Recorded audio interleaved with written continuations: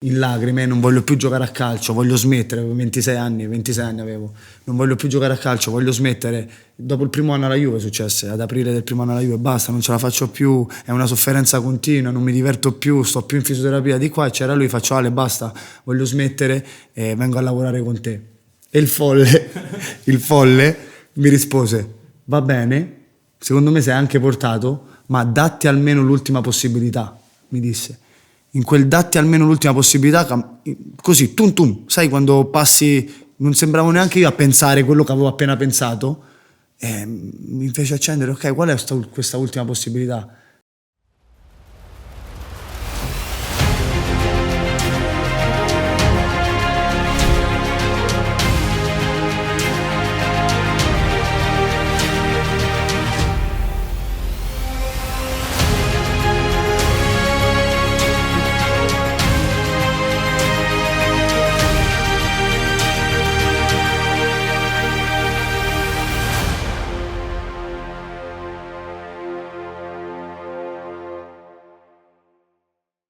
Come si diventa un leader riconosciuto nello spogliatoio di una delle squadre di calcio con più pressione al mondo? Come si superano ben 4 infortuni gravi riuscendo a diventare il terzo portiere italiano per clean sheet negli ultimi 15 anni della Serie A? Qual è la chiave per farsi trovare sempre pronti quando si viene chiamati in causa? Oggi risponderemo a queste e a tante altre domande insieme a Mattia Perin, al quale do il benvenuto. Matti, grazie di essere qui. Grazie, è un enorme piacere essere qui, mi sento a casa se posso aggiungere, quindi sono grato dell'invito e soprattutto mi sento orgoglioso per poter affrontare questa giornata insieme a voi. Grazie a te, Matti. Noi ci troviamo qui nella sede di Roma di World Soccer Agency con il padrone di casa, fondatore della WSA, Alessandro Lucci, il quale ringraziamo come sempre dell'ospitalità. Grazie a voi, grazie a voi, Luca, grazie Mattia. Io sono Leo Castelblanco, mental coach della World Soccer Agency, e oggi, come al solito, iniziamo con la nostra domanda di rito. Ragazzi, vi chiedo direttamente: ricordate il vostro primo incontro? Assolutamente sì, non so se vogliamo farlo ricordare a uno dei miei mentori oppure... Sì, non potrei mai dimenticarlo. Il nostro primo incontro fu ad un matrimonio di un amico in comune. All'epoca mio figlio Leonardo era piccolo, aveva tipo 3 anni, sì, più o meno, e amava stare in porta. Io giocavo con lui, gli tiravo il pallone e lui diceva sempre che era Mattia Perin, era innamorato di Mattia, che all'epoca era un ragazzo veramente di un carisma, come anche adesso lei, però aveva un carisma proprio della leggerezza del giovane che esplodeva con questo capello lungo, questa barba di follia, molto incolta, tanta follia, tanto magnetismo, e lo conobbi a questo matrimonio, e la prima cosa che gli chiesi una foto per mio figlio, insomma, in maniera sempre educata. Lui fu straordinario, con un'umanità incredibile che poi ho ritrovato in tutto il percorso che abbiamo avuto. E lì c'è stato il primo colpo di fulmine, almeno da parte mia. Ok, Matti, tu in quel momento ricordi Assolutamente sì. Come è stato ricordo anche dove eravamo. Eravamo praticamente nella porta che divideva l'atrio del guardaroba, insomma stavamo posando i cappotti, perché comunque era un matrimonio, mi ricordo che era a dicembre, e mi ricordo sì il suo approccio, ma subito ho sentito un'energia diversa come proprio essere umano, no? Come professionista lo conoscevo perché comunque c'era un mio compagno di squadra che veniva seguito da Alessandro e me ne aveva parlato straordinariamente bene. Poi quando l'ho visto dal vivo ancora probabilmente non avevo la sensibilità che ho maturato poi crescendo e con l'esperienza, quella sensibilità empatica che ci ho lavorato molto, e quindi credo di essere riuscito a maturare tanto. Però in quel frangente lì, in quell'incontro lì, qualcosa. avevo capito che lui era un essere umano diverso, e poi ovviamente non potevo sapere quello che sarebbe successo, ma se io ricordo quell'incontro lì, io mi ricordo che la sensazione che avevo avuto è: ok, lui fa parte di un'altra categoria, non è come tutti gli altri, capito? Ma non ti parlo di perché mi aveva detto qualcosa, ma proprio l'approccio che aveva avuto, l'energia che aveva emanato, comunque già un'eleganza incredibile, mi aveva rapito, ecco. E lì nasce una sintonia importante che Sì. poi porta ad approfondire questo Questo incontro. Un lungo approfondimento, Dopo è stato quasi un dopo qualche inseguimento, anno. quasi tendente allo stalker da parte mia, però sempre con eleganza. Sì, c'è E Ale, a te stato cosa convinceva così tanto di tutto. Mattia? Intanto la sua straordinaria follia, quando lo vedevo poi in campo, mi ricordava un portiere che io ho amato da ragazzo, che era Luciano Castellini, detto il Giaguaro del Torino degli anni d'oro, che faceva i miracoli, che volava da un palo a un altro. La differenza è che lui non aveva il cappellino come Castellini, però era quella roba là spettacolare. Non so, io non lo conoscevo, però ogni volta lo vedevo in TV rimanevo comunque folgorato dal suo linguaggio corporale, dall'energia che emanava. Poi quando lo conobbi di persona aumentò in maniera esponenziale, perché davvero era un ragazzo, ed è un ragazzo, oggi è diventato un uomo che mi ha rapito, e nel tempo è nato un rapporto straordinario, per certi aspetti difficilmente spiegabile. E come è andata? Quali sono le dinamiche di questo lungo corteggiamento che c'è stato per poi arrivare a iniziare a lavorare insieme? Quali sono gli step che ci sono stati prima Io mi dell'inizio del ricordo vostro che ci incontrammo, se non sbaglio, a Villa Stuart, dove io stavo facendo la riabilitazione al mio primo crociato. Era aprile 2016, ruppi il crociato destro anteriore. Mi operai primo qui a Roma. infortunio? Il secondo, perché qualche mese prima avevo fatto la spalla, ero stato fuori 5 mesi per il primo intervento alla spalla. Quindi dopo era tipo maggio 2015. Aprile 2016 feci il crociato e incontrai Ale a Villa Stuart e lì probabilmente ci fu l'incontro che poi fece maturare il rapporto fino ad arrivare ad oggi. È vero che il primo incontro fu al matrimonio di un nostro amico, ma secondo me quello è stato veramente il point break, il punto di rottura per il nostro rapporto, o sbaglio? No, assolutamente. No, ma poi io in quell'occasione volevo proprio dimostrargli quanto ci tenevo a farlo entrare nella nostra famiglia e nella nostra vita, perché io lo sentivo che ci sono delle cose che non sono spiegabili, anche se a volte possono sembrare frasi di circostanza, ma non lo sono, perché avvengono attraverso le vibrazioni, l'energia dei campi magnetici, come spesso dico, perché poi realmente sono potenti. E io volevo che lui entrasse a far parte della mia vita, al di là poi del fatto che era un portiere sicuramente giovane, forte, di prospettiva, ma non era quello. Era sì, ma la mia grande forza nasceva proprio da questa attrazione che c'era magnetica, e gli voglio dimostrare all'epoca che proprio in un momento delicato, perché lui veniva comunque come ha detto lui, da un doppio infortunio, incontrandolo casualmente, ma non esiste la casualità nella vita, per cui la lettura che fu data era casuale, ma non era casuale, ripeto, era proprio un'attrazione. Lo incontrai a Villa Stuart, iniziamo a parlare così, ma più che altro come stava, e si rafforzò ulteriormente tutto quel magnetismo che io avevo sentito nell'incontro al matrimonio, perché poi dal matrimonio a quell'incontro là non ci fu nessun altro incontro, No, insomma. neanche telefonate, messaggi, niente. Passò Poi da tanto quell'incontro lì, se non sbaglio, ci scambiammo il numero e sporadicamente Sì. ci mandavamo qualche messaggio. Ma come stai? O complimenti per la partita, complimenti per la vittoria, ma niente di più. Poi, se mi posso permettere, continuo. Certo. Aprile 2016 rompo il primo crociato, a gennaio 2017 rompo il secondo crociato, quindi diciamo che era il terzo intervento in un anno e mezzo praticamente, e mi ricordo che forse il primo a scrivermi, proprio mi ricordo che ero nella macchina che mi portava dal Ferraris a fare la risonanza magnetica. Lui mi scrisse per sapere come stessi e uscì dalla risonanza ovviamente tramortito a livello emotivo, perché comunque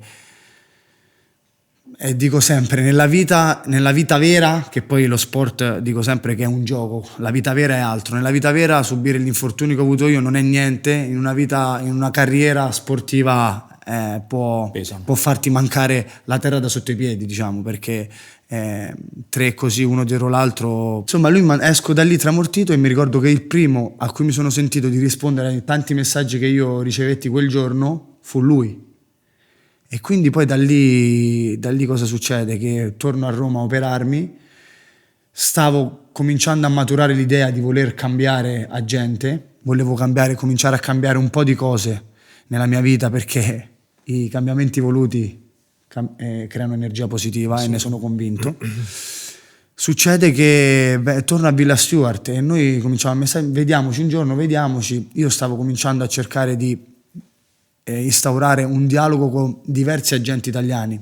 Poi ero giovane, è vero che era il secondo crociato, però avevo ancora 24 anni, ero nel giro della nazionale, diciamo che avevo degli agenti forti italiani che... Infatti, se non sbaglio, eri ricercato in quel momento dalle maggiori agenzie che c'erano in circolazione. Sì, assolutamente. Ho parlato veramente, ora senza fare nome, ma ho parlato veramente con i migliori italiani sicuro, tra cui Alessandro, ma non ho avuto alcun dubbio.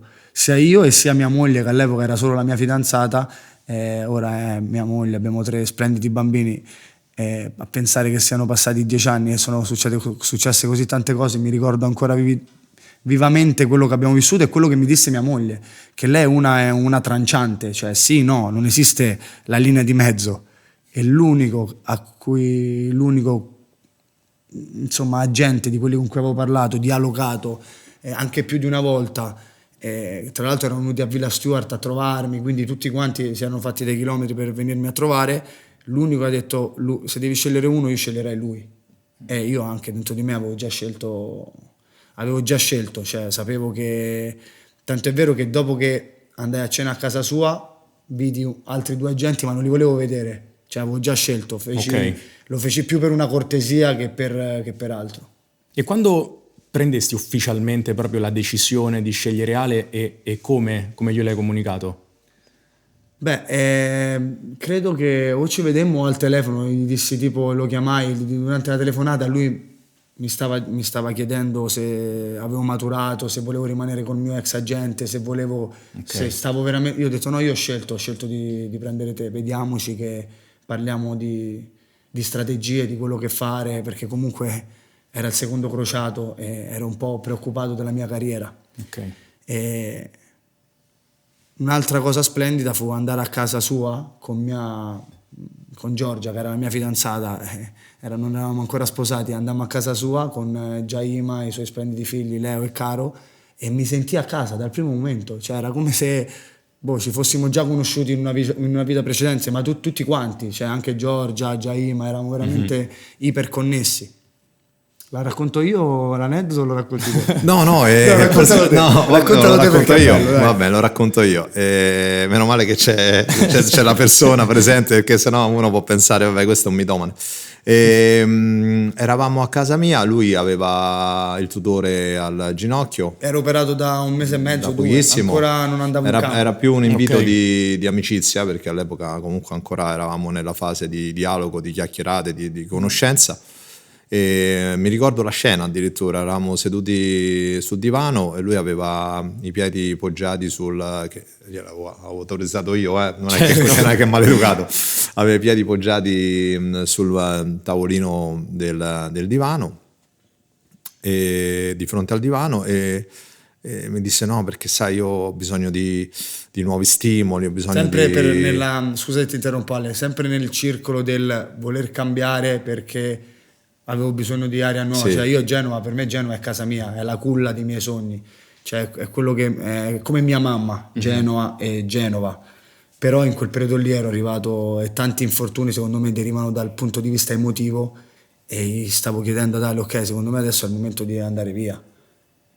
E sì, mi chiedeva consiglio, io dicevo guarda, no, perché io voglio andare via, ho bisogno di nuovi stimoli, devo cambiare più cose, anche per invertire un pochino tutto quello che mi sta succedendo, bisogno di più stimoli, e io dissi guarda, vabbè, le proiezioni sono 2, la prima è arrivi a fine stagione, poi dovessimo essere noi i tuoi agenti, dovessi essere io, insomma, la persona che ti segue, puoi andare, che ne so, una squadra sicuramente di livello più alto del Genoa, però probabilmente ti vai a giocare il posto con un altro portiere, anche perché una squadra che decide di investire soldi importanti su di te, visto che comunque nell'ultimo anno e mezzo hai avuto più di un infortunio, probabilmente si tutela con un altro portiere comunque dello stesso livello, per cui rischi di andare a fare comunque il titolare o fino a un certo punto, perché poi mi ha dato a giocare il posto.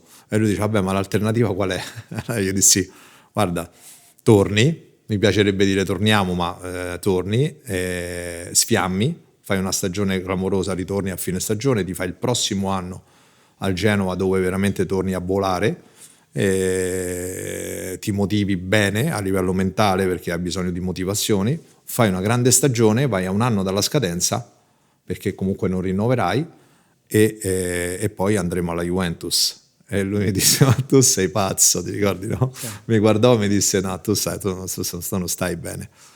E io gli dissi: guarda, secondo me io vedo questo nel tuo futuro, cioè secondo me è una strada, anche perché Buffon sarà comunque grande, ma andrai a lavorare con i più grandi di tutti i tempi, italiano, ti potrà dare un sacco di consigli, sei assolutamente un portiere che se torna a brillare puoi essere tranquillamente un portiere da Juventus.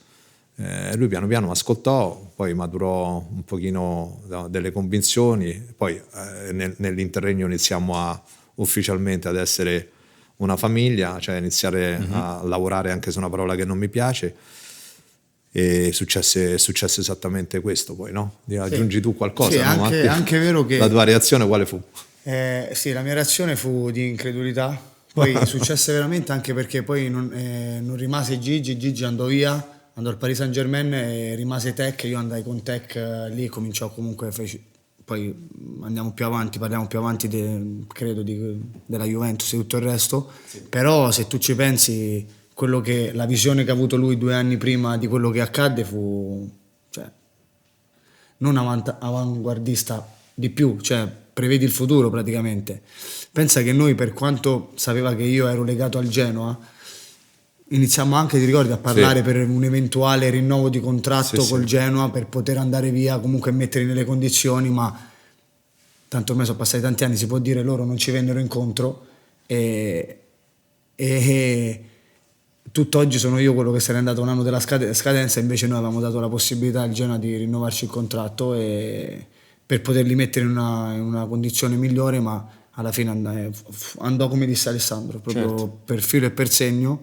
È incredibile, cioè, ogni tanto io racconto questa cosa e la gente dice, ma soprattutto quando è successe in quel periodo lì, dopo 2 anni, dicevo: guarda che Alessandro mi aveva detto così e così e così, non ci credeva la gente, perché era, infatti qui imprevedibile, diciamo, una cosa veramente impossibile, cioè, viene abbastanza evidente un termine che Alessandro usa spesso, che è questo abito su misura, che è in grado di proiettare e poi effettivamente creare su di un giocatore, su di un suo assistito, e questo è un caso incredibile esattamente di questa cosa qua. E Matti, in quel momento la tua reazione è una reazione di stupore, sì, insomma, ma poi un pochino destabilizzante. Dicevo, ma come fa la Juve, la squadra più forte da non so quanti anni in Italia, a poter prendere me che ho avuto questi infortuni così? Poi c'è stato comunque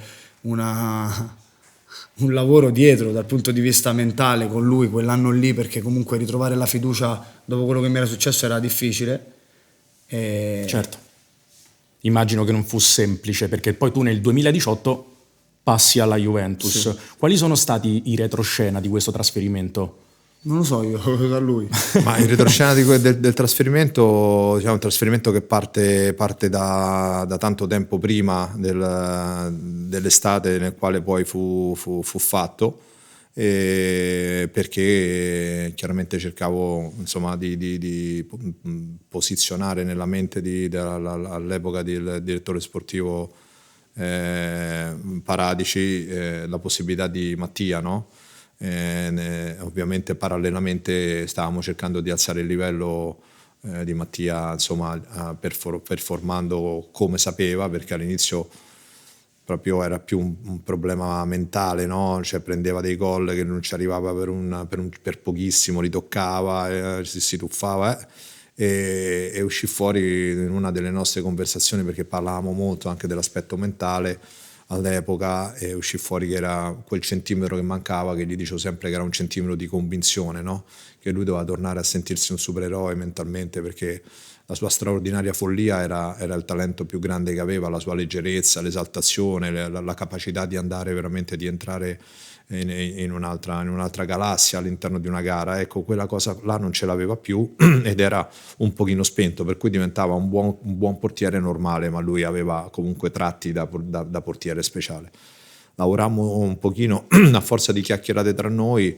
Insomma, Matti si accese nel tempo e cominciò a tornare a volare, a fare partite da 8,5, miracoli, e poi continuità, e lì iniziai a mettere nella testa di Paratici l'idea che era molto importante per me avere la possibilità da parte della Juventus di un portiere così giovane, forte, italiano, e che potesse comunque poi abbracciare anche la mentalità della Juventus, perché loro erano molto molto settati sul fatto di avere tanti italiani dentro, perché ti danno una mentalità diversa.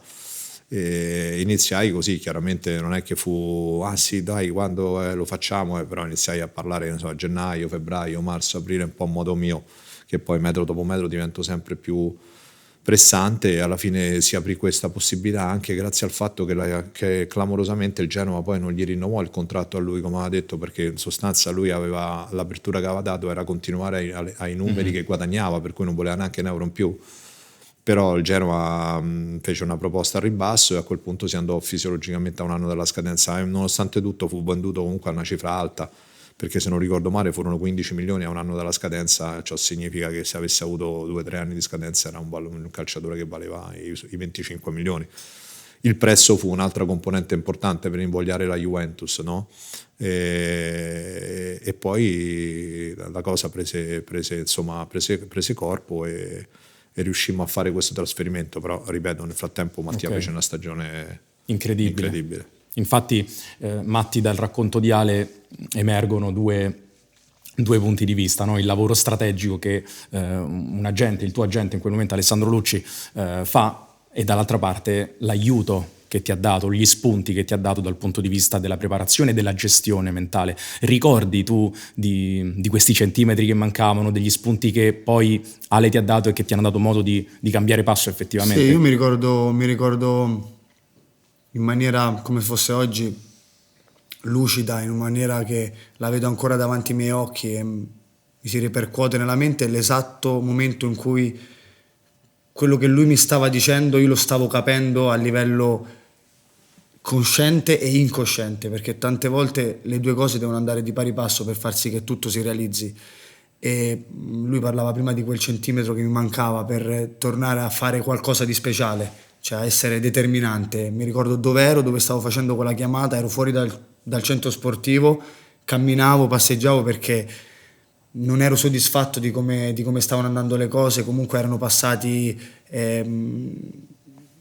ero tornato in campo a settembre, ma mi ero infortunato a dicembre, erano un po' di mesi che comunque ero tornato, era circa ottobre-novembre, che erano 2 mesi di campionato che non riuscivo a essere me stesso, non mi sentivo me stesso, sentivo che mancava ancora qualcosa.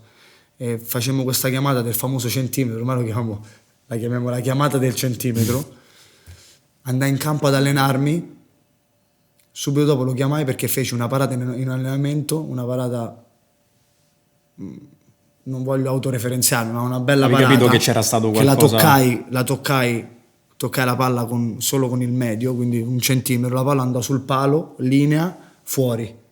Quello è il centimetro. Lì l'avevo recuperato a tutti gli effetti, e non a caso poi la domenica dopo andai in campo e cominciai una trafila di partite, una dietro l'altra, una meglio dell'altra.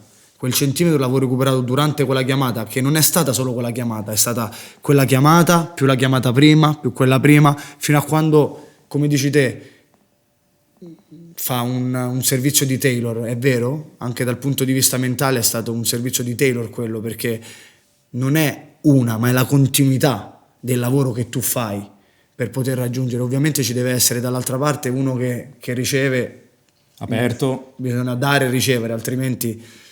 E l'insieme di quelle chiamate, l'insieme di quella sua presenza costante dietro di me è quello che mi ha permesso di ritrovare il Mattia che mancava. Per quello dico sempre io, ce lo siamo anche detti noi, è fondamentale scegliere le persone che sono al tuo fianco, perché le persone che sono al tuo fianco sono quelle che ti aiutano a tirarti su quando cadi a terra, ma sono quelle anche che quando stai volando troppo alto ti prendono dal piede ti riradicano a terra, e sono fondamentali. E lui, lo dico sempre, c'è poco nei momenti top, almeno che non mi sente che sto volando via, ma c'è sempre nei momenti di down, sempre. Non c'è stato un momento di difficoltà, che io amo i momenti di difficoltà, in quel momento no, non li amo, però quando sto dentro quel momento di difficoltà so che è un'opportunità per diventare un giocatore migliore, un essere umano migliore. Se in quei momenti sono aiutato da persone di questo spessore, di questa sensibilità, è più facile, capito? Quindi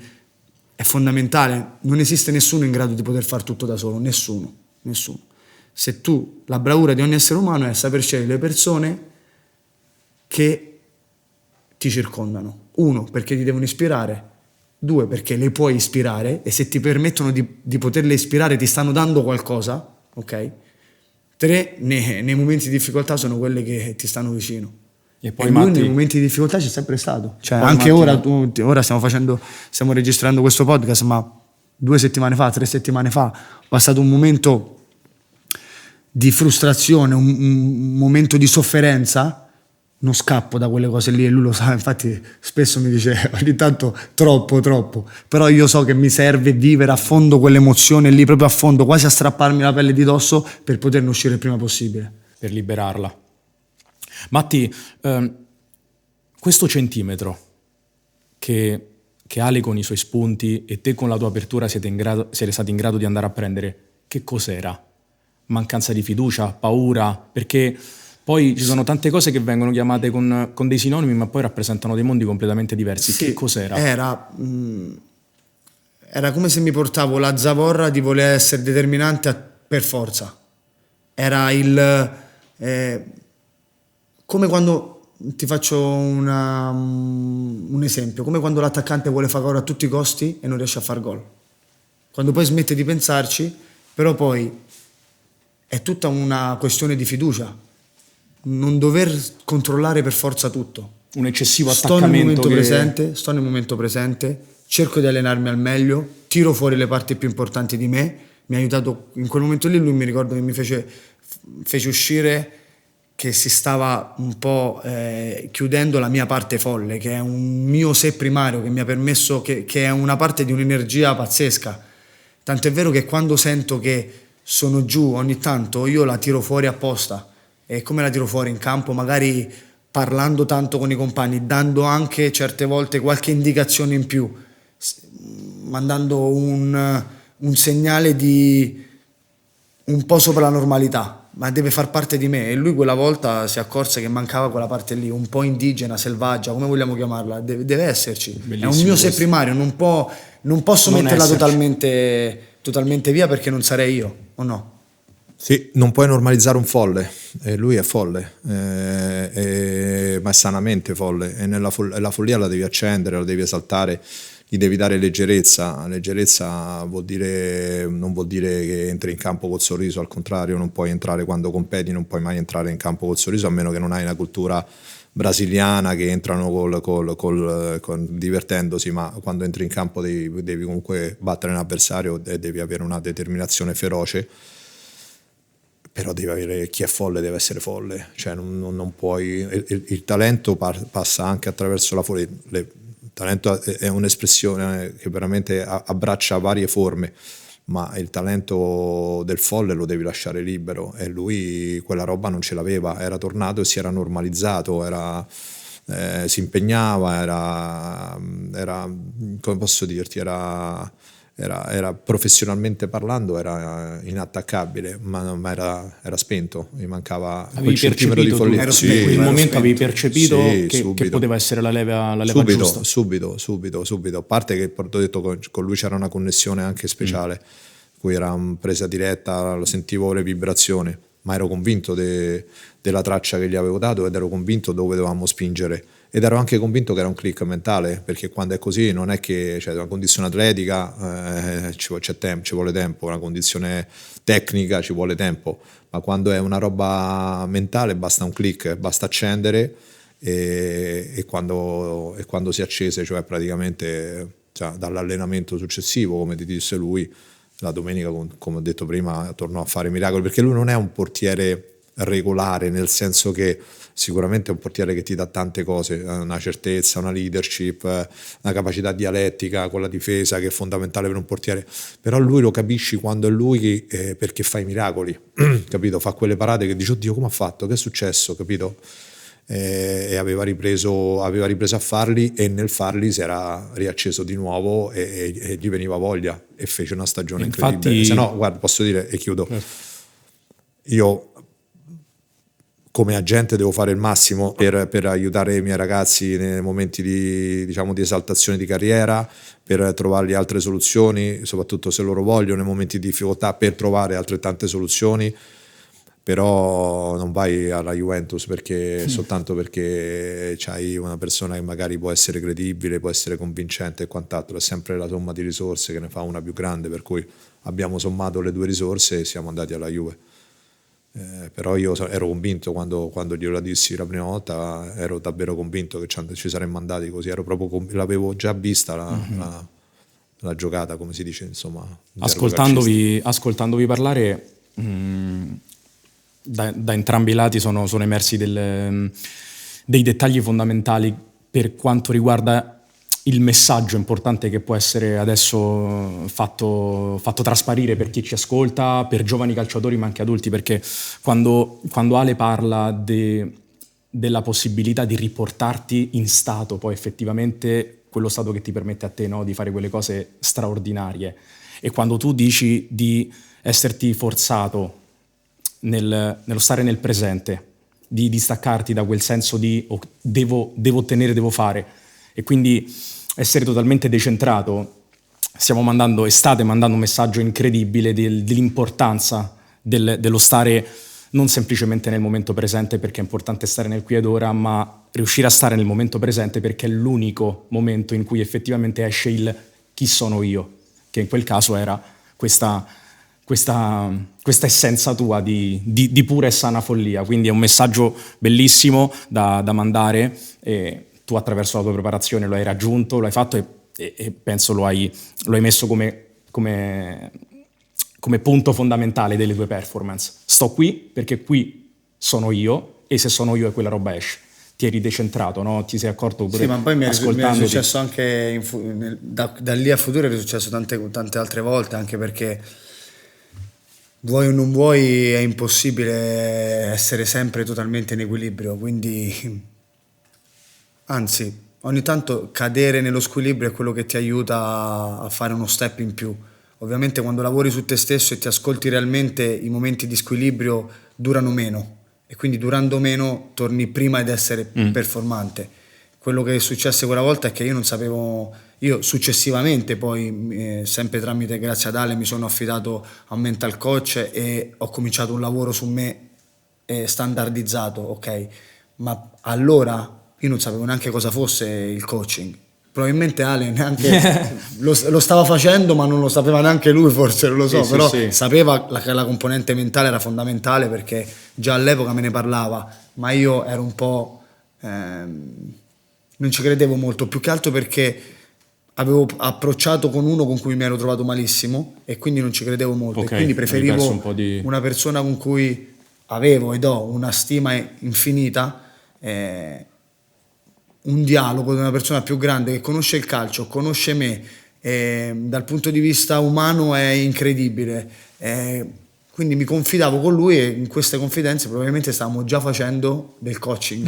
È talmente vero questo che noi avevamo visto il benessere che lui provava da queste nostre chiacchierate, ed eravamo arrivati a fare insomma, diciamo una telefonata di 20 minuti lui voleva che prima della gara, tipo, ti ricordi, un'ora prima, 2 ore prima ci sentivamo, e io così, voglio dire, da profano gli dicevo quello che pensavo io, insomma, a modo mio, e lui riceveva comunque un'energia incredibile, dicendo sono carico, per andare in campo sono carico.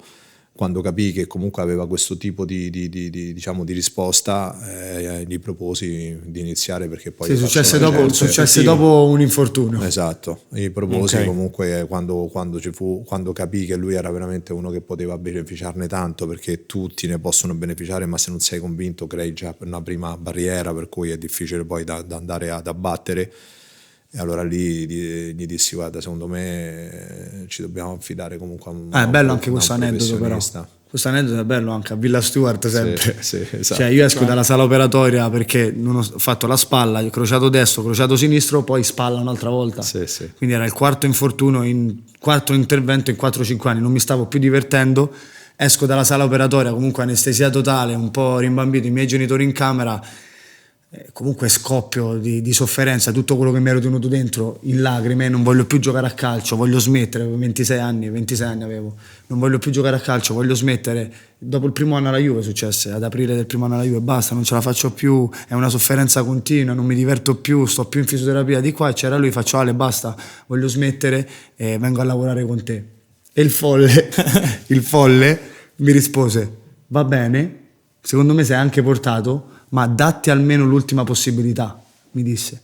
In quel datti almeno l'ultima possibilità, così, tum, sai quando passi, non sembravo neanche io a pensare quello che avevo appena pensato, e mi fece accendere: ok, qual è questa ultima possibilità?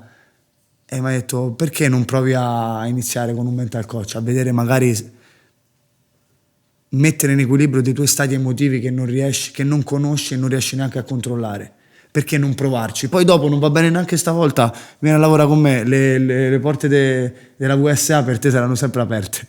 Così. E quindi poi iniziai questo percorso e cominciai a capire che c'erano delle parti di me in totale squilibrio, disaccordo. Avevo due parti principali della mia personalità che erano i due opposti.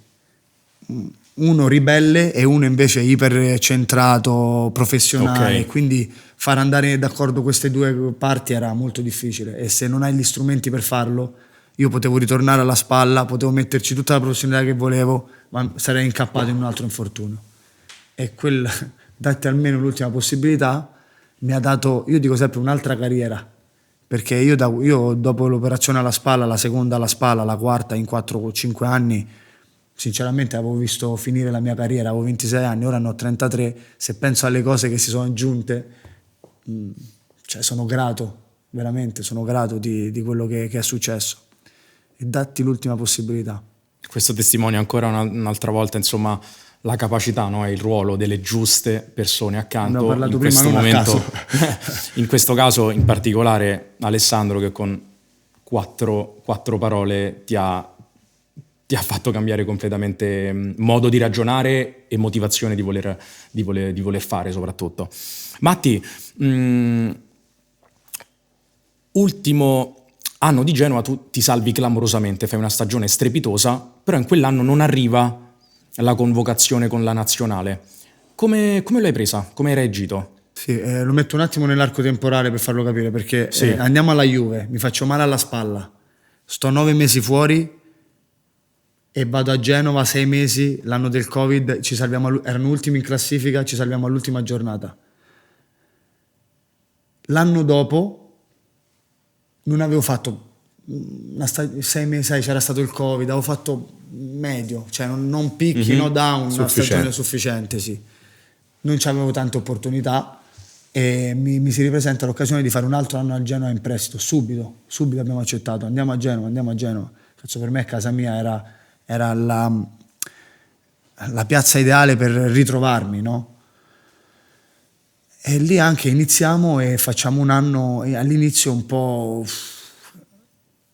con lui uno sfogo pazzesco, già lavoravo su me stesso da tanto, periodo di squilibrio totale, lavoro con la mental coach, con lui, insieme ritrovo la quadra, boom, da gennaio parto, faccio 6 mesi stupendi, possiamo dire che quasi non me l'aspettavo neanche più di poter fare ancora quelle cose, invece mi sono risentito forte, mi sono risentito determinante, mi sono risentito carismatico, mi sono risentito sempre passando però da un momento di squilibrio totale che abbiamo rimesso in piedi insieme, con il suo supporto sicuramente. Mi ricordo di una telefonata prima di uno Spezia a Genoa, 7 punti noi avevamo a dicembre e lo Spezia a 11. Se vinceva se ne andavano, erano i primi della serie, i quartultimi, diciamo, i primi salvi. Prima della partita una telefonata all'1, sfogo incredibile, non mi sento competitivo, Ale, non sono più io di qua, di là. Mi ho fatto pure lì un lavoro incredibile, ho fatto 6 mesi, poi super, cioè mi hanno ridato la gioia di giocare a calcio. Incredibile. E feci quei 6 mesi, speravo di poter andare all'Europeo, ma non ci andai e quello mi dispiacque molto perché credo che l'avrei potuto meritare. Ok. Ricordi dettagli di quella telefonata? Quella prima della Spezia? Sì, me ne ricordo. Anche lì volevo smettere. Ok. Il confronto fu energico da parte mia perché avevo capito, o meglio reputavo magari a torto o a ragione, che in quel momento lui avesse bisogno veramente di uno strattone e c'erano dei lati di Mattia che non erano i suoi, per cui sapevo che comunque entrandogli forte a gamba tesa speravo di resettarli, perché cominciava a piangersi addosso. Non tornerò più quello di prima, tutta una serie di negatività, iniziava a mettere dentro gli alibi che non ha mai avuto nel DNA, la mancanza di motivazioni, per cui io chiaramente entrai forte dicendogli che cioè, basta piangerti addosso, reagisci, cioè, tira fuori la tua dignità, il tuo orgoglio.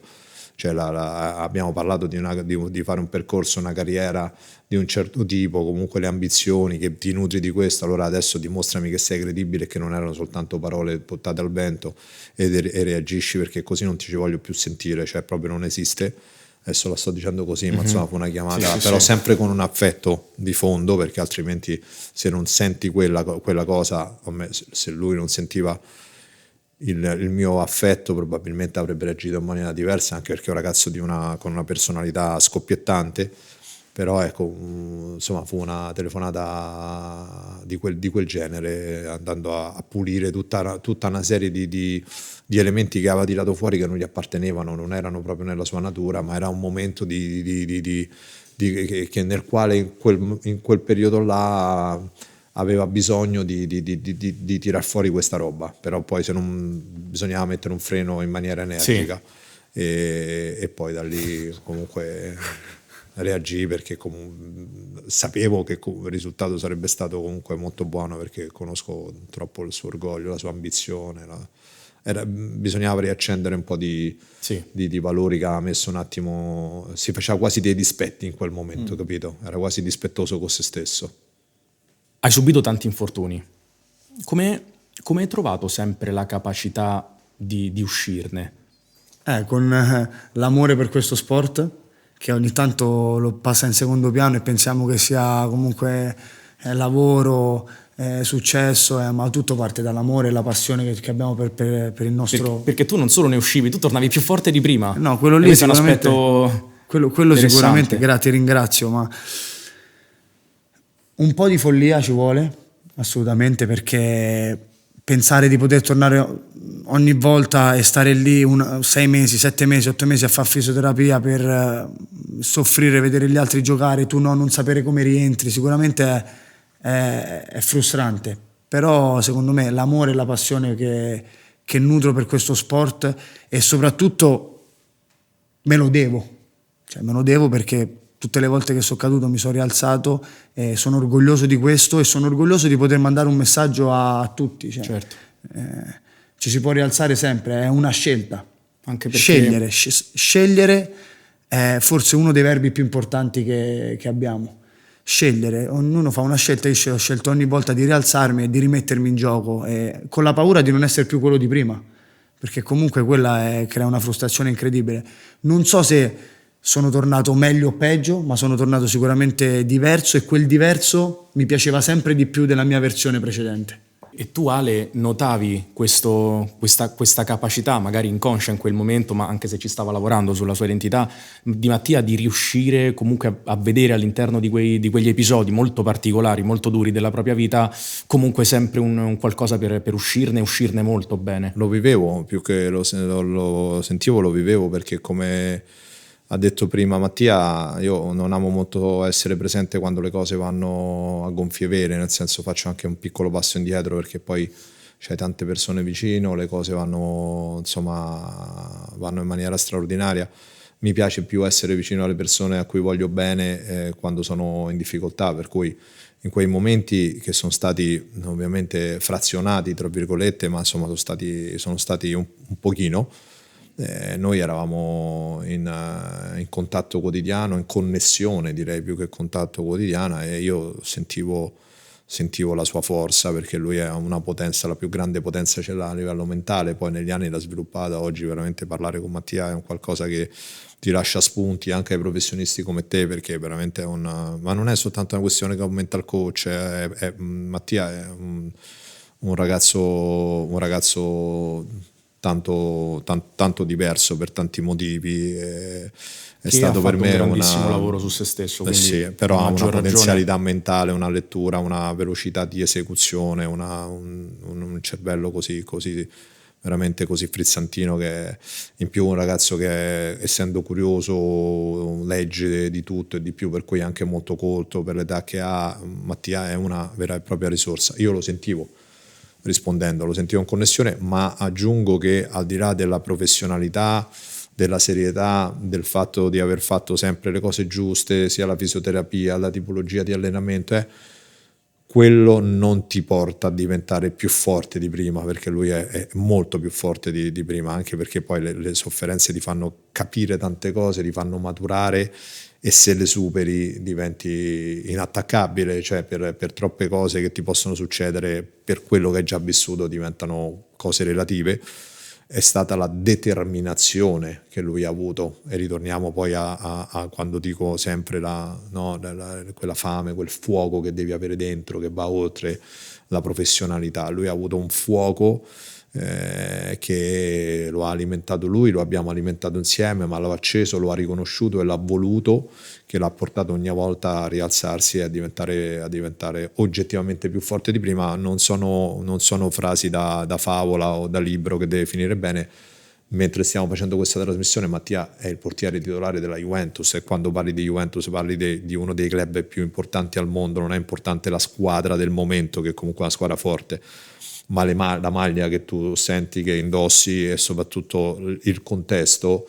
E la Juventus è storia, la Juventus vale Real Madrid, vale sì, questi club qua, e lui se stai lì è perché sei forte, capito? Cioè non è che ci stai perché c'hai l'esperienza, sei carismatico o tante altre cose, sei forte, sei un portiere che performance a livelli di Juventus, ma lui si è rialzato sempre con la determinazione, con il fuoco. E con la leadership che... Quella ce l'aveva sempre avuta, però quando sei giovane non la tiri fuori, perché poi comunque sei troppo improntato su devo dire cavolate, anche se ci stava meglio cazzate. Poi dopo piano piano l'ha veicolata, cioè quella roba che era sua l'ha cominciato a veicolare. Da ragazzo è diventato uomo, le sofferenze l'hanno accelerata in maniera esponenziale, ha cominciato ad aprire la sua mente, che prima era orientata su alcuni obiettivi che potevano essere, insomma, le cose di un ragazzo di 24 anni, 25 anni che gioca a calcio a grandi livelli, per cui sicuramente la sua professione, le cose un pochino più leggere, sai, della vita di un ragazzo così giovane.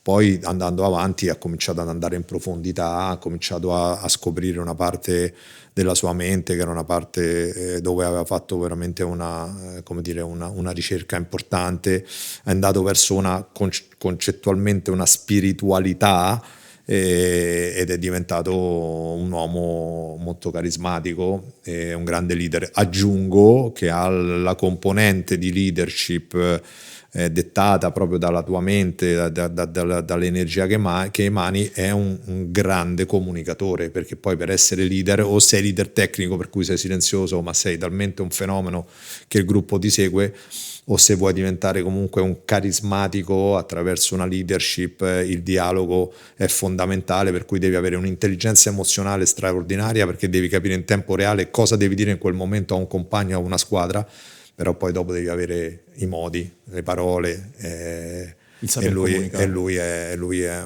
anche nella comunicazione, anche se non l'ha mai studiata, è un fuoriclasse. Pensa che queste cose qua che dice, lui le ha viste prima che accadessero. Sì. Anche. Cioè, lui ha visto queste cose in me, che me le diceva, c'ha questa sensibilità incredibile, che lui queste cose che ora sto facendo a livello di comunicazione, di interessi, lui le ha viste prima che io cominciassi a farle, cioè lui aveva già visto che io sarei andato verso quella direzione, ma non avevo ancora iniziato e manco ci credevo io.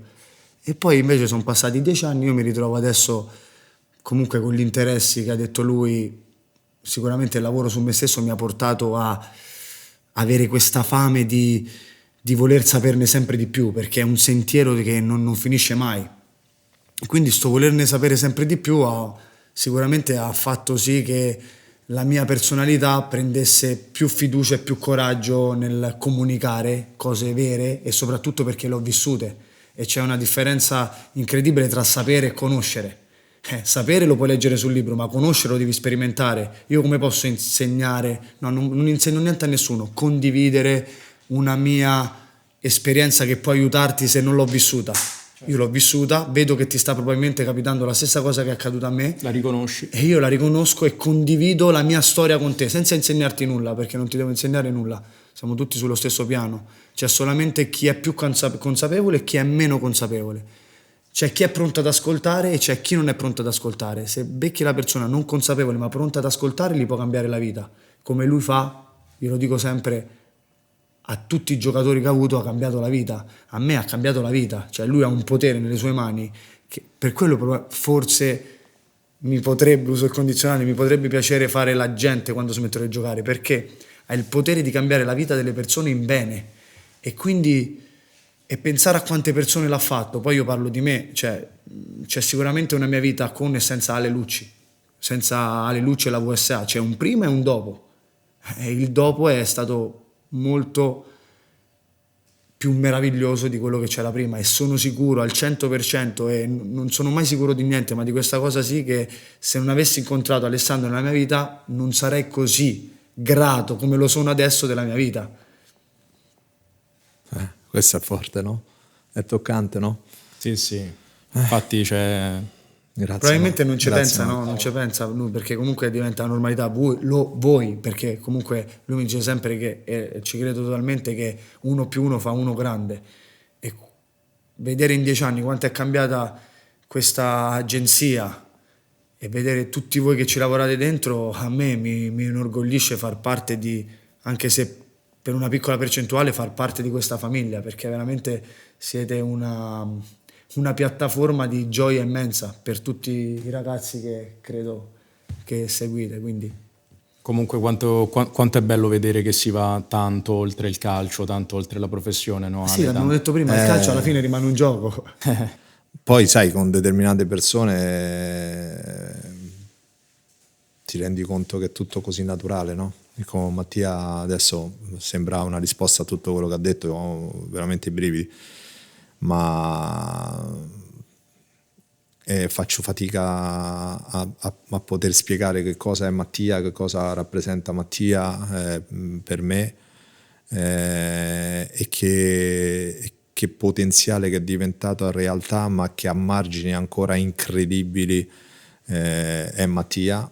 Come persona, adesso non sto parlando di Pelin, per cui è una risorsa inestimabile. Io ho preso troppi spunti dai nostri dialoghi negli anni, l'ho trovato affascinante da subito, proprio come persona, e da una parte non vedo l'ora che finisca la carriera, perché me lo voglio iniziare a godere tutti i giorni della mia vita. Ti ricordi quando ti dicevo un giorno voglio imparare a parlare come te? Sì. E poi per osmosi tanti termini che oggi utilizzo o modi di dire comunque l'ho coniati da lui, cioè, perché quando sei talmente provi talmente tanta stima verso una persona, no? Tanto alla fine io a lui a me non mi deve più niente, io a lui mi sono rimasti 3 anni di carriera, 4, 5, 6. Addio. Vediamo, so. poi vediamo. Quindi Vediamo, provi talmente devi tanta stima sbrigarti. verso questa persona che veramente a livello inconscio tu prendi delle gestualità, prendi i neuroni specchio sono talmente affascinati dalle persone che ti affascinano, che se sei un po' ricettivo poi li riporti nella tua vita senza rendertene conto. Cioè tipo mi succede che mia moglie tipo ogni tanto mi dice parli come Ale, hai tirato fuori un termine alla Ale, cioè così. Sì. E quindi questo fa capire quanta stima ho nei suoi confronti, e quando parlo di lui non posso che non parlarne così, cioè che devo fare? Cioè è una persona che, cioè, ti ricordi quando ti ho sempre detto da grande vorrei essere come te? Perché io so che quando dico che il calcio è un gioco e la vita vera è altro, ci credo veramente, perché questo primo tempo della mia vita finirà, lo accetterò e sono talmente curioso di cercare di capire di chi sarò e chi diventerò, che non sto quasi nella pelle. Voglio godermi ancora questi anni perché mi sento ancora bene, per carità, però quel sapere chi sarà Mattia, che cosa diverrò, quanti margini ho, mi incuriosisce tantissimo. E probabilmente questi stimoli sono quello che non mi faranno deprimere quando smetterò, perché lasciare il calcio comunque, dopo quanti 30 anni che uno pratica quello sport, ho tanti colleghi che hanno fatto una fatica enorme, fanno ancora fatica dopo tanti anni, però io sono talmente curioso di cercare di capire di chi potrò essere che... Hai già quella cosa Sì. alta Sì. che sai che ti darà il grip giusto per... Sì. Per non perdere quella... altamente stimolato, e probabilmente il stimolo. lavoro che ho fatto su me stesso mi ha aiutato tantissimo. Certo. Perché capisci che c'è altro, puoi ambire ad altro, non sei un calciatore e basta, non puoi essere etichettato solo come un giocatore, sei una persona, un essere umano, e possiamo essere tanto. Matti, tu è emerso che hai fatto un lavoro grandissimo su te stesso, e poi c'erano delle risorse incredibili già in te, che sicuramente messo tutto insieme ti ha aiutato nel percorso Juve. Quando parliamo di Juve parlavamo prima di una società importantissima a livello mondiale, ma sicuramente anche una tra le società con più pressione, no? che trasmettono ai giocatori. Com'è la situazione a livello di pressione, di gestione di quegli stimoli? Quando parliamo di Juve. La pressione, avere pressione ti deve dare orgoglio. Se giochi in una squadra che hai tutta quella pressione devi essere orgoglioso, perché vuol dire che hai raggiunto i massimi livelli dello sport che ami, del lavoro che pratichi, quindi io dico sempre, giocare nella Juve, ora voglio Juve, Inter e Milan, è un altro sport, perché ogni pallone, non neanche ogni azione, ogni pallone ha un peso specifico differente, che in tutte le altre squadre secondo me, però giocatori che hanno giocato nella Juve e in altre squadre, nel Milan, in altre squadre, nell'Inter, in altre squadre, ti dicono la stessa cosa. C'è un'aspettativa per i campioni che ci sono stati, per quello che hanno vinto queste squadre, un'aspettativa talmente alta che è quello che da solo che ti crea la pressione. E quindi ti dico, non è che ogni azione pesa, ogni pallone che tocchi, ogni pallone che tu guardi ha un peso specifico differente in allenamento, al centro sportivo, come tu approcci, come tu rispetti la cultura, la tradizione e l'energia di questa società, di quanto tu sei disposto a entrare a far parte di quel meccanismo che se non è un carisma, una personalità grande, ti risucchia e ti sputa fuori senza neanche accorgertene. E devi avere, innanzitutto devi avere i piedi non attaccati a terra, radicati. Praticamente io mi immagino delle radici che escono dai miei piedi e vanno fino in fondo al nucleo della terra e si inerpicano per farmi rimanere radicato e con i piedi per terra. E quello, sia nei momenti di tempesta, di burrasca, che nei momenti di esaltazione, ti permettono di rimanere lì e percepire ogni piccolo spostamento. È giocare un altro campionato, dai, è un'altra cosa. Tu respiri, entri lì dentro, Ale anche c'è stato comunque al centro sportivo, quando viene a vedere, respiri proprio una esigenza di vittoria che è folle. Però io sono stato fortunato perché sono arrivato in una Juventus che c'erano Chiellini, Bonucci, Barzagli, cioè dei totem, e se sei un pochino intelligente guardi loro e per osmosi respiri cosa poi tu devi riportare agli altri. Però per me la cosa più importante è rispettare la tradizione, la cultura e l'energia nel mio caso della Juventus, perché quando tu rispetti quelle cose lì, crediamo noi nelle energie sottili, ti torna dietro qualcosa da quella energia. Come si fa a mantenere alta la concentrazione quando si è chiamati ad entrare a partita in corso o comunque in quel momento non si sta giocando con continuità? Beh, io preparo ogni partita, non gioco alla stessa maniera. Cioè, come se io dovessi giocare. Io mi immagino, so che non, magari inizia la settimana e so che sabato e domenica non gioco, ma io vivo come se dovessi giocare. Cioè, anche quello che immagino, io mi immagino che sabato e domenica scendo in campo e mi immagino con la visualizzazione delle azioni che potrebbero accadere. E quindi questo ti porta a essere, poi la prestazione la puoi fare, non la puoi fare, quella è una cosa Ti porta ad essere incontrollabile. pronto. Però io controllo quello che posso controllare, quindi il mio atteggiamento, la serietà, e l'impegno in campo, i miei allenamenti, io non penso, se mi devo fare un applauso me lo faccio solo per una cosa, che io non ho mai buttato un allenamento della mia vita, perché so che ogni allenamento, anche se potevo apprendere l'1%, apprendevo l'1%. So che in un allenamento posso dare il 30% perché non sto bene, ho dormito poco, sono stato male, io do il 30%, non do il 15%. Quindi con l'esperienza ho imparato a dosare l'acceleratore del mio fisico, ma do sempre come se io dovessi giocare qualsiasi partita, tutte, gioco, non gioco, sempre. E quindi questo, secondo me, quello che mi ha aiutato in questi anni è stato proprio questo, preparare qualsiasi aspetto. E poi la disciplina, ecco, voglio dire una cosa, la disciplina, cioè fare la vasca d'acqua fredda immerso a 7 gradi, 6 gradi per sfiammarsi, non è piacevole per niente, lo faccio da 6-7 anni e ogni giorno che lo faccio è come la prima volta, c'è una parte di me che si rifiuta, cioè ti dice proprio ma non lo fare Mattia, non hai bisogno, cioè, invece sì, lo faccio, e quello è mandare un messaggio all'universo: io sono pronto, cioè quello che mi arriva io sono pronto a riceverlo, quindi se devo giocare sarò pronto al massimo. Matti, da quello che dici traspare perfettamente che quando fuori fai quel tipo di lavoro, fai quel tipo di preparazione che prescinde dal gioco 15, 20 o 100, tu hai lavorato sulla tua identità, Esattamente, bravo. sul chi sei. E quando hai lavorato sul chi sei, poi il chi sono lo metto sui 15, lo metto sui 90, lo metto su una, poi quella dopo non ho l'occasione di giocare, non lo metto.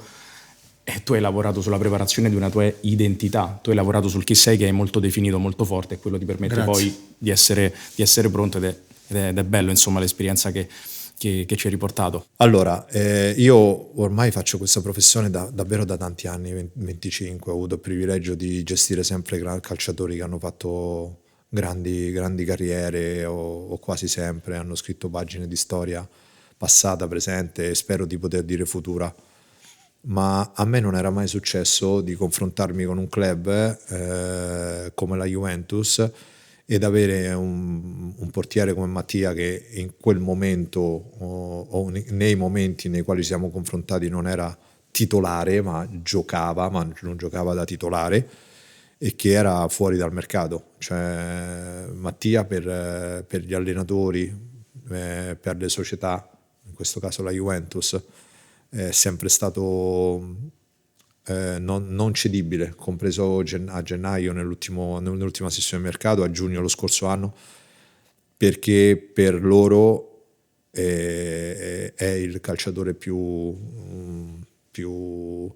importante all'interno dello spogliatoio, è il leader indiscusso di un gruppo, non giocando titolare. Questa è la cosa che non mi è mai successa in 25 anni.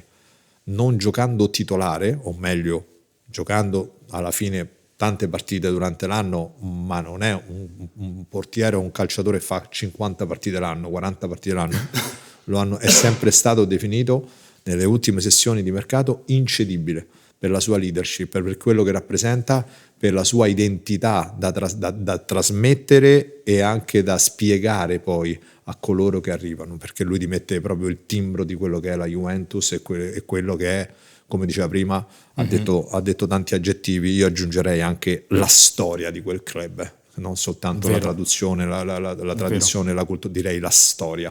Io sono grande, non dico l'età, ma insomma sono grande, e sono cresciuto con la Juventus che era solo vittorie, che quando arrivavano secondi, io ero un ragazzino, quando arrivavano secondi avevano fallito, e sarà per sempre così in quei club. Grazie Ale. Come vivi tu la sconfitta? In modi differenti, cioè da giovane molto male, cioè c'erano delle volte che magari mi chiudevo a casa 2 o 3 giorni senza parlare con nessuno a guardare i documentari, perché i documentari non mi faceva pensare, quindi volevo fuggire dalle emozioni della sofferenza e mi accorgevo che duravano molto di più. Adesso la vivo da adulto, la assaporo, la voglio, perché quella sofferenza della sconfitta o dell'errore mi dà il carburante per tenere la fiamma sempre più accesa. Ogni tanto, sto per dire una blasfemia, ma può sembrare, ma sono quasi contento di sbagliare quando capita, perché stare in quella sofferenza mi fa migliorare. È un'opportunità di crescita. Sì. E la sconfitta anche, comunque la sconfitta fa parte del gioco, devi saperla accettare, deve farti stare male perché ti tiene dentro la miccia accesa. Una domanda che volevo girare ad entrambi. Siete 2 leader. Cosa significa per voi essere leader? Ale? Oddio.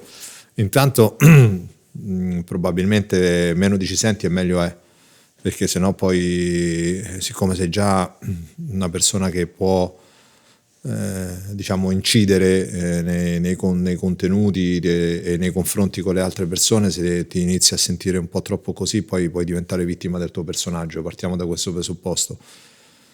Cosa vuol dire essere leader? Non parlo per me, perché davvero non sarei capace di poter vedere e raccontare quello che io posso avere, e se sono leader perché mi riconoscono leader, questo veramente è una cosa troppo grande che mi chiedi.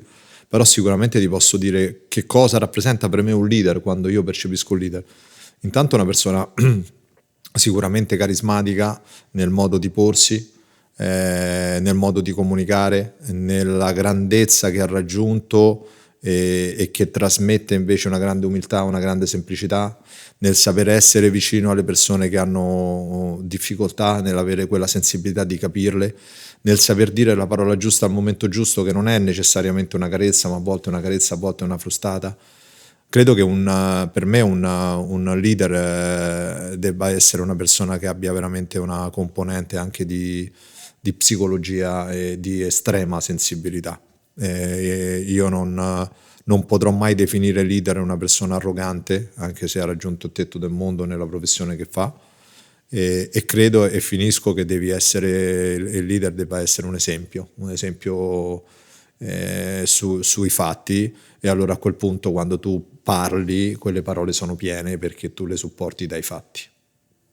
Matti, come tutto questo che ha detto Ale applicato nello spogliatoio effettivamente? Ti va di raccontarci qualche dinamica, qualche modo in cui effettivamente si vede? Sì, secondo me è anche abbastanza semplice. Bisogna saper mettere da parte il proprio ego, seppur spesso noi giocatori, calciatori abbiamo un ego smisurato, e mettere sempre il bene della squadra al primo posto, perché, come diciamo sempre, è l'insieme di risorse che crea qualcosa di grande. Quindi io devo mettere il mio talento, i miei talenti, le mie caratteristiche a servizio della squadra, perché vinciamo tutti insieme, vince la Juve. Quindi brilla tu al posto mio. Io sono dietro a sorreggerti, stai tranquillo, di qualsiasi cosa hai bisogno in campo, fuori, io gioco, non gioco, sempre così sono. Cioè, mi sento in dovere di essere un sostegno per i ragazzi più giovani e mettere a servizio la mia esperienza, il mio vissuto a servizio degli altri. E secondo me, guarda, come dice Ale, io non mi reputo un leader, non mi ci sono mai autoreferenziato e non mi ci sono mai voluto sentire. Però sono uno che si prende le responsabilità, e se mi devo prendere la responsabilità di essere un sostenitore di tutti i miei compagni, io lo faccio. E probabilmente anche questa cosa che brilla te al posto mio ti fa apprezzare molto, soprattutto chi non ha la forza e la personalità di dire, perché ci vuole secondo me tanta personalità per mettere da parte l'ego, cioè di avere veramente una conoscenza di te stesso, perché tu nasci, giochi a calcio anche perché vuoi giocare davanti a 70.000 spettatori, vuoi vincere i trofei, vuoi essere il protagonista, ma se quando non puoi esserlo nel campo puoi esserlo in un altro modo, perché no? Hai dato una definizione di leadership, no? Un pochino atipica, no? Rispetto a quello che si sente rispetto a questo, dove è solitamente l'io io primo, io, e tu ci hai detto no, Però faccio brillare l'altro. il leader non si fa portare come gli imperatori dell'antica Roma sopra e si fa trascinare. Sono io che ti aiuto a trascinare quello che stiamo trascinando, cioè lo trasciniamo insieme, non che tu mi trascini. Certo. Cioè, quando c'è da trascinare, trascino insieme a te, quando c'è da brillare io mi metto in disparte e la luce è per te. Esatto, questo è un altro passaggio chiave di un leader. Il leader fa passo indietro quando deve aiutare gli altri.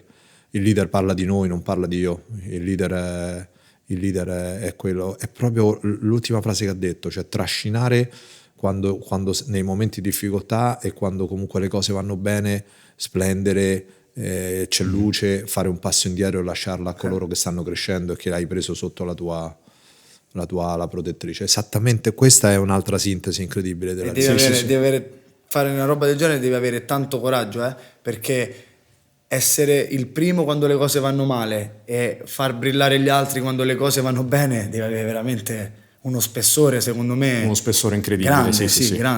grande. Sei talmente forte dentro di te, ti senti talmente sicuro che non hai bisogno di... Cioè tu ti nutri dell'aiutare gli altri, esatto, ma non ti nutri di voler avere successo e lì hai vinto. No, un concetto sei libero da tutto, profondo. Sei libero. A proposito del lungo percorso che tu hai fatto, di tutto quello che sei riuscito a mettere dentro, in questo momento, alla luce di tutto ciò, cosa diresti tu al Mattia di 15 anni fa? Allora, la cosa principale che gli direi è che ogni tanto non l'ho fatto e sono stato sempre troppo esigente con me stesso di amarmi, perché ora sono sempre stato anche cattivo verso me stesso, tante volte, esagerato. Quando prima dicevo mi vorrei strappare la pelle di dosso quando sbaglio, è la verità. Cioè è proprio una... Non lo so, forse sono destinato a viverla così, ma proprio lo soffro veramente. E quindi mi sono anche alcune volte odiato. Quindi la prima cosa che direi è di amarmi. Perché secondo me l'amore aiuta di più che l'odio, soprattutto verso se stessi. Poi gli direi di preservarti, quindi di diventare un giocatore professionale fin dall'inizio, da quando hai 20, 21, 22 anni, perché magari mi sarei evitato qualche infortunio, e di godermi la vita. Quindi amati, preservati e goditi la vita. Questo ti direi. Ale, tu al Mattia di 15 anni fa cosa diresti? Di venire da me. Ma 15 anni fa di venire da me, ma intanto no, non perché magari potevamo costruire una carriera ancora più alta, perché la sua carriera ad oggi è stata incredibile, insomma, un portiere che ha fatto tanti anni e continua a fare, insomma, e ancora performa a grandissimi livelli nella Juventus, ha fatto una carriera importante, non considerando poi gli infortuni che ha avuto, perché se consideri gli infortuni stai parlando di qualcosa di unico, ma è proprio l'unicità della sua determinazione, della sua energia. Ma di venire prima perché me lo sarei goduto di più come persona, perché comunque ti ho detto, io mi sento arricchito dal rapporto che abbiamo, ci sono tante cose che non si possono spiegare, ma soltanto sentire e vivere, ed è giusto così, perché non puoi raccontare tutto attraverso le parole, soprattutto le emozioni. Però ogni volta che ci parlo, ogni volta che ci facciamo delle chiacchierate lunghissime, io quando attacco mi sento addosso quella roba che dico, Madonna mia, che effetto mi fa sto ragazzo, cioè, ormai sono passati 8 anni, 9 anni non è come la prima volta, è di più, perché ogni anno cresce, matura, migliora, perché poi le persone così che si mettono in discussione, persone colte, curiose, entusiaste della vita, entusiaste di tutto, perché lui è proprio una persona che è contagiosa a livello proprio di positività, di energia, le trovi migliorate anno dopo anno, per cui doveva venire. Poi pensa che io, è un piccolo aneddoto che lui neanche lo sa, una volta andai a vedere una partita, mi sembra lui giocasse non so se era l'Under 17, l'Under 18 in nazionale qui vicino a Roma, e andai a vedere la partita perché c'erano 2 o 3 giovani di quell'epoca che erano alla Roma e che erano miei ragazzi. Simosini. Esatto, erano miei ragazzi, non voglio dire assistiti, per l'amor di Dio, miei ragazzi, e lui era in porta e già all'epoca aveva 17 anni, 18 anni, Cioè, lo sentivo che dovevamo incrociarci e unirci, capito? Sono cose che non puoi spiegare, per cui quello gli direi. Vieni a casa prima. E io sarei andato. Sì. Matti, qual è una partita che tu vorresti rigiocare? Questa è una domanda difficile e ce ne sarebbero tante, ma sia nel bene che nel male, perché ripetere Certo. quelle belle Certo. ti ricordi quelle gioie. O rigiocare una che ti ha... Ce ne sono talmente tante, però se proprio ne dovessi scegliere una, finale di Supercoppa, Inter-Juve a San Siro, 1-1, prendiamo il 2-1 al 120esimo.